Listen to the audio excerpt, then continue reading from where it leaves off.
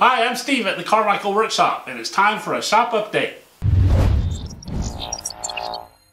Well, it's been a couple months since my last video. It was back in November when I made a monitor stand for a smart TV that I bought.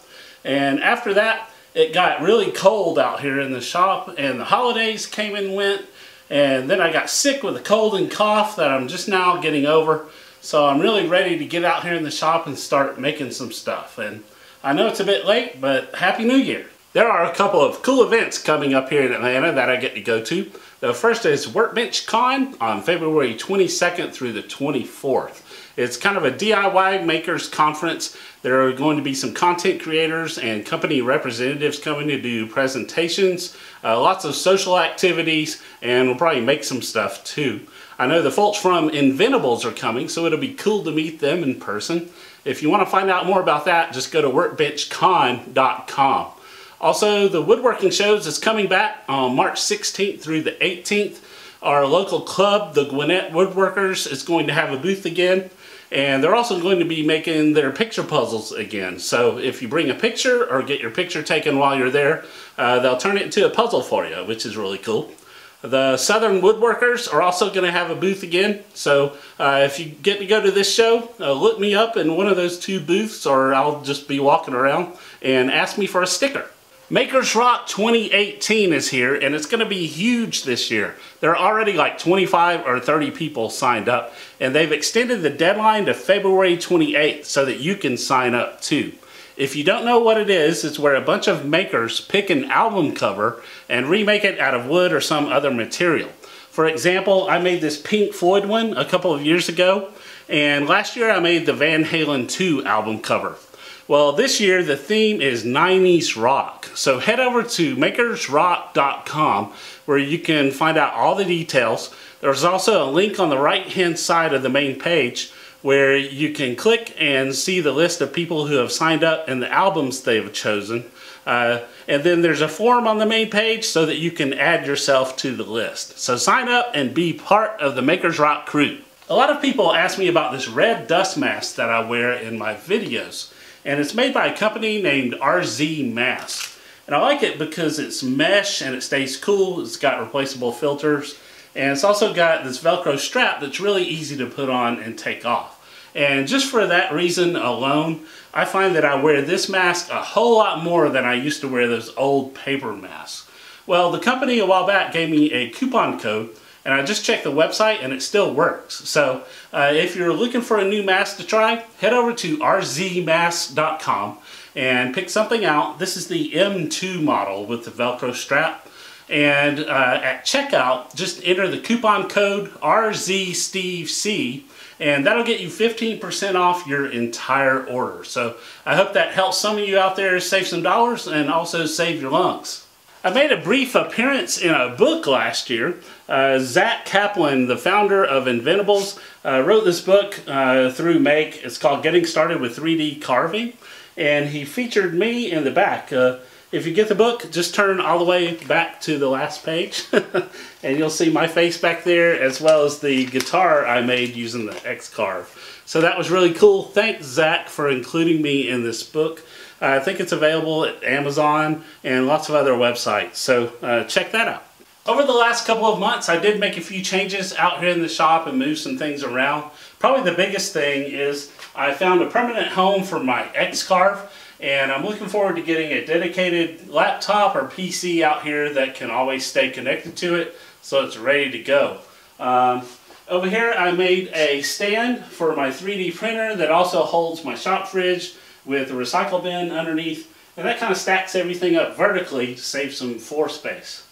And back here on the wall, since it's hard to reach back there, I took all the tools I had back there and moved them to another place. And I added my scroll saw portrait that Charles Deering made for me, and some other memorabilia back there that I don't really need to get to. And over in that corner, since I moved the portrait, it freed up some space over there. I'm kind of upgrading my clamps and stuff, so I'm going to be making a clamp rack for that corner back there. Recently, I was invited to be a guest on the Makers International podcast, and I had a blast talking with those guys. So thanks guys for having me. I really enjoyed it. And thanks to everyone who watched it live and participated in the chat. If you missed it, they recorded the episode and uploaded it to their YouTube channel. So I'll put a link to that as well as links to everything else I'm talking about in this video down in the video description. And if you asked a question in the chat live that we didn't get to, I went back and answered those questions in the comments under the video episode over on their channel. So check that out. Thanks guys. About a year ago, I invested in this rigid drill and driver set, and it's been working well for me. Plus, I like the lifetime warranty it comes with in case I need it. So lately, I've been selling off some of my old cordless tools that have the old battery technology, and even selling off some of my corded tools and investing in more of the rigid tools. Like I've got the sander and the jigsaw, and those work well too. So I think I want to get the multi-tool, the router, and a circular saw next as soon as I have the money for it. But changing all this means I'm going to have to make a new cordless tool station. You may have noticed some stuff here on my workbench. I've got several projects lined up to shoot videos for. One of them is this old 1937 Philco radio. So watch out for a video on this and you'll see what I do with this thing. Also, I bought a $25 drum set off Craigslist that's sitting over there, and that's going to be some sort of project. I haven't decided what to do with that yet. I've got parts up here for an electric guitar, so that's coming up. And while we're talking about projects, recently my mom sold the home that we all grew up in, my childhood home, and I found some of my very first projects. They're right here, so let me show them to you. These are some projects I made back in the 70s when I was, I don't know, maybe 10 or 12 years old. This one is supposed to be a log cabin, but it looks more like a 7-layer s'more. This one is some kind of box. I don't know if it was a jewelry box or what. But it's just a bunch of plywood nailed together with a little leather strap that latches onto a nail. So it's pretty crude. This looks like it was some kind of wooden paneling out of a house. But it's still intact and it works. So that was pretty cool to find. This is one of my very first carvings. So I'm really glad and fortunate to have the x-carve CNC machine now. This is what my carvings would look like if I did not have the CNC machine. Happy Easter, that's coming up.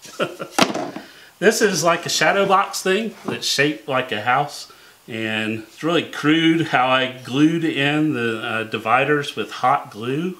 It just looks kind of messy, and I stained it too, which is interesting.